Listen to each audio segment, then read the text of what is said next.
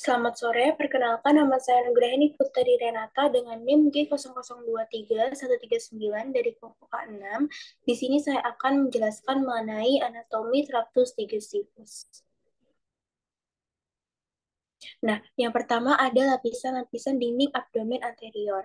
Nah, lapisan-lapisan dinding abdomen anterior itu terdiri dari yang pertama ada kulit, terus ada fascia superficialis, itu terdiri dari fascia camper sama fascia scarpa, terus ada fascia profunda, musculi aponeurosis itu terdiri dari musculus obliquus externus abdominis, musculus obliquus internus abdominis, musculus transversus abdominis, musculus rectus abdominis, dan musculus pyramidalis abdominis.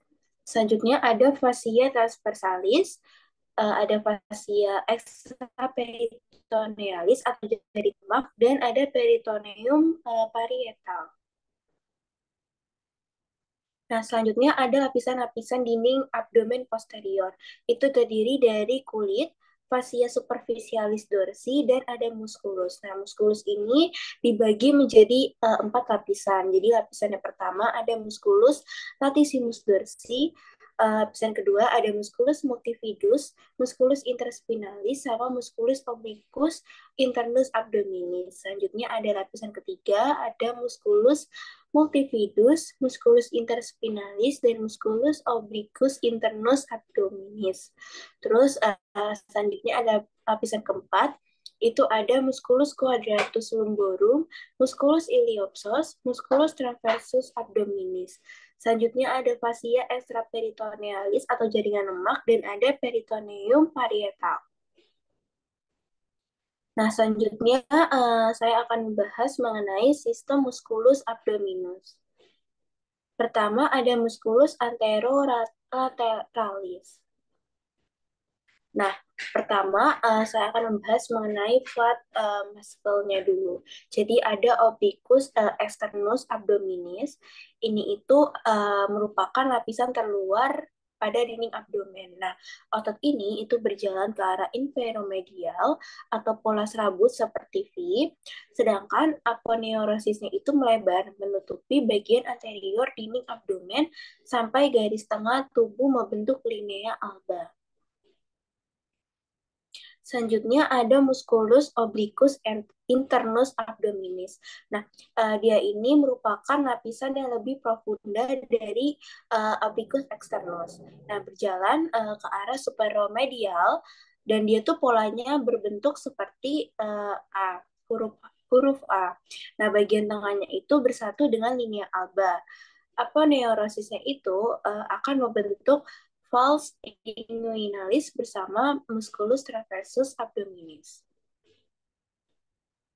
Nah, selanjutnya ada musculus transversus abdominis. Jadi dia itu merupakan lapisan otot paling profunda dari ketiga lapisan flat muscle. Jadi serabut ototnya itu berjalan transversal atau sejajar. Nah, sabut muskulusnya itu berakhir di anterior membentuk linea alba serta dapat membentuk falx inguinalis. Selanjutnya, untuk vertikal muscle-nya, itu yang pertama ada musculus rectus abdominalis. Nah, musculus rectus abdominalis itu berjalan secara vertikal pada dinding abdomen anterior. Nah, dia itu berjumlah sepasang yang dipisahkan oleh linea alba. Otot ini juga dibungkus oleh vagina musculi recti abdominis. Selanjutnya ada musculus pyramidalis. Dia itu berbentuk taring ular dan sangat kecil. Nah, otot ini juga selalu ada pada setiap orang. Terletak di depan musculus rectus abdominis, memiliki sepasang dasar di medial linea alba, serta bersama dengan musculus rectus abdominis terdapat di dalam vagina musculi recti abdominis. Nah, selanjutnya ada musculus posterior. Nah, muskulus yang terbagi menjadi yang pertama ada di lapisan pertama itu ada muskulus latissimus dorsi. Setelah itu ada lapisan kedua dan ketiga itu ada muskulus multifidus, muskulus interspinalis, dan muskulus obliquus internus abdominis. Nah, selanjutnya untuk lapisan keempat itu ada musculus quadratus lumborum, musculus iliopsoas, dan musculus transversus abdominis. Nah, untuk muscle external obliquus abdominis, dia itu originnya berupa permukaan tulang rusuk dari 5 sampai 122 tulang iga. Nah, insersionya itu ada linea alba, tuberculum pubis, dan separuh anterior crista iliaca. Selanjutnya inervasinya ada di nervus thoraco-abdominal, itu terletak di nervus spinal T7 sampai T11 dan nervus subcostal. Habis itu main actionnya itu dia tuh fungsi untuk mengompresi dan menopang organ dalam perut serta melenturkan dan memutar batang tubuh. Selanjutnya untuk internal obliquus abdominis, dia tuh originnya ada di fascia thoracolumbalis, batasnya itu anterior 2/3 crista iliaca. Dan jaringnya ikat. Dia tuh jauh di sepertiga lateral ligamen inguinalis. Nah, insersionya itu terdapat di inferior tulang rusuk 10 sampai 12 linea alba dan recten pubis melalui tendon conjoin. Selanjutnya untuk inovasinya sendiri itu ada di thoracoabdominal nervus, itu di anterior rami dari T6 sampai T12 dan nervus lumbal pertama. Untuk fungsinya sama dengan externus obliquus abdominis. Nah, untuk transversus abdominis yaitu originnya di permukaan dalam tulang rawan koste 7 sampai 12, thoracolumbalia batang, crista iliaca, dan jaringan ikat jauh sepertiga lateral ligamen inguinalis. Selanjutnya untuk insersionya itu di processus sifoid dan tulang rawan koste kelima sampai 7. Itu fungsinya untuk mengompresi dan menopang organ dalam perut. Nah, selanjutnya untuk rectus abdominis itu ada originnya itu ada di symphysis pubis dan pubis cres. Nah, untuk insersionya itu ada di processus sifoid dan cartilago costales setinggi TH5 sampai TH7. Nah, inervasinya sendiri itu ada di nervus thoraco-abdominal anterior rami di T6 sampai T12 nervus spina. Nah, dia itu fungsinya untuk melenturkan batang tubuh, vertebra lumbal, dan menekan organ dalam perut. Dan serta dia itu menstabilkan serta mengontrol kemiringan panggul. Nah, selanjutnya saya akan membahas mengenai rectum canalis analis. Nah, pertama ada rektum propia. Jadi di rektum propia ini ada yang namanya sisi luar, itu ada flexura sacralis dan flexura perinealis. Nah, untuk flexura sacralis sendiri, di sini, selanjutnya untuk flexura perinealis yang ada di sini, dia itu untuk menjaga kontinensi tinja melalui tonus otot puberorectalis. Nah, Selanjutnya, untuk sisi dalam atau tunika mukosa, itu yang pertama ada plica transversa recti. Yang ini, dia itu merupakan lipatan-lipatan transversal dan membentuk 2 sampai 3 lengkungan gitu. Selanjutnya ada ampula recti. Ini dia itu terletak di inferior dari plica transversa recti dan dia tuh juga memiliki kemampuan untuk relaksasi sehingga berfungsi untuk menerima dan menahan akumulasi massa tinja sampai dikeluarkan melalui proses defekasi. Selanjutnya ada anorectalis junction. Ini dia itu merupakan zona transisi antara rektum dengan kanalis analis dan dia itu ditandai oleh linea anorectalis. Selanjutnya untuk kanalis analis dia itu terbagi menjadi 3 segmen. Jadi yang pertama ada zona columnaris yang dia tuh berisi lipatan longitudinal dan dibentuk oleh korpus cavernosum recti di bawahnya.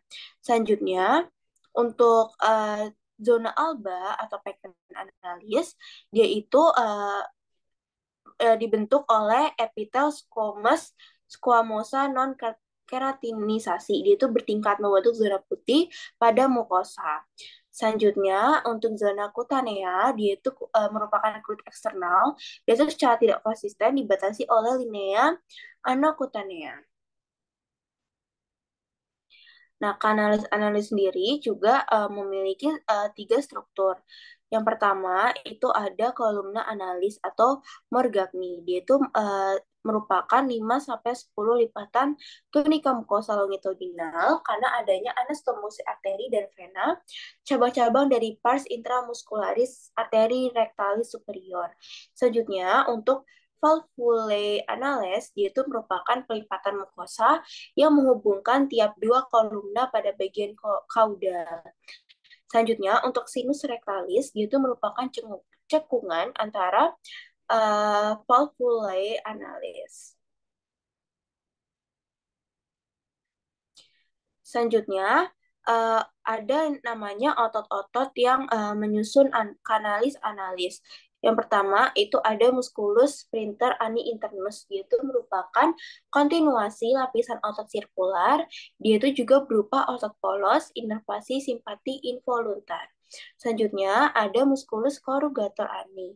Dia itu merupakan kontinuasi lapisan muskular longitudinal berupa otot polos. Selanjutnya ada musculus sphincter ani externus. Dia itu memiliki segmen berbeda yaitu pastris subcutanea, superficialis profunda, dan berupa otot lurik kontrol voluntar melalui nervus pubendus. Selanjutnya ada musculus puborectalis itu tuh bagian dari musculus levator ani. Dia tuh berupa otot lurik kontrol voluntar melalui nervus pudendus dan cabang langsung oleh plexus sacralis. Nah, untuk vena sendiri itu yang pertama ada vena rectalis superior sampai vena mesenterica inferior. Selanjutnya ada vena rectalis media sampai vena vena iliaca interna. Selanjutnya ada vena rectalis inferior sampai vena pudenda interna. Nah, selanjutnya saya akan membahas mengenai peritoneum. Nah, peritoneum itu terdiri dari tiga. Jadi ada peritoneum parietal, peritoneum visceral, dan foramen epiploica Winslowi.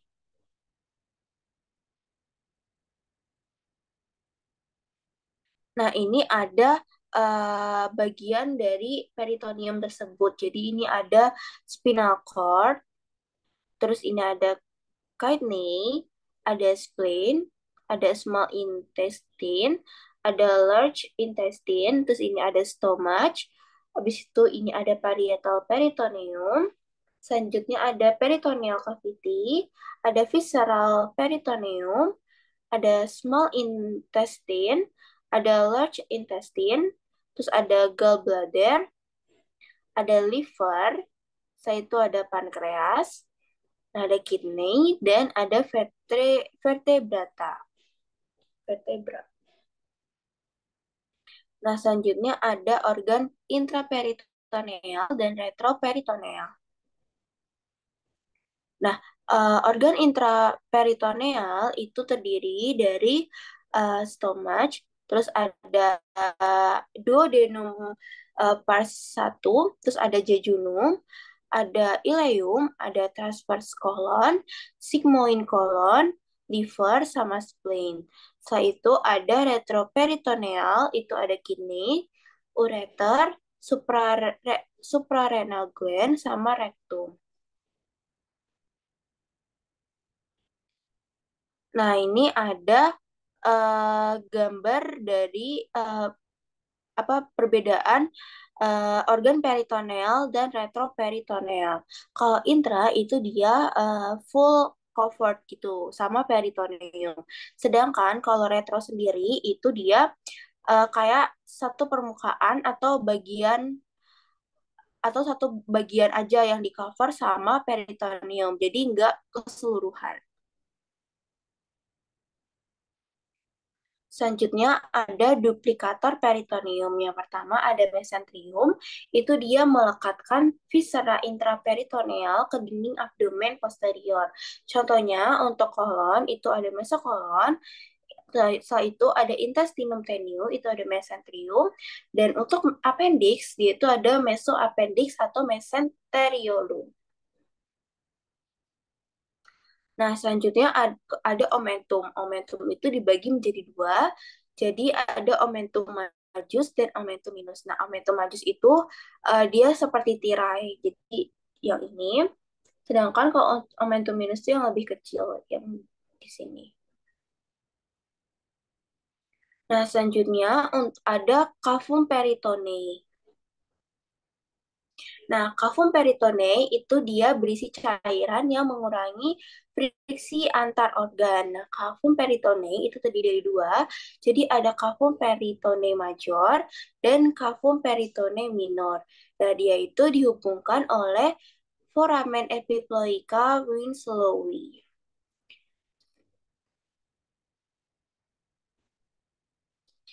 Sekian dari saya, terima kasih.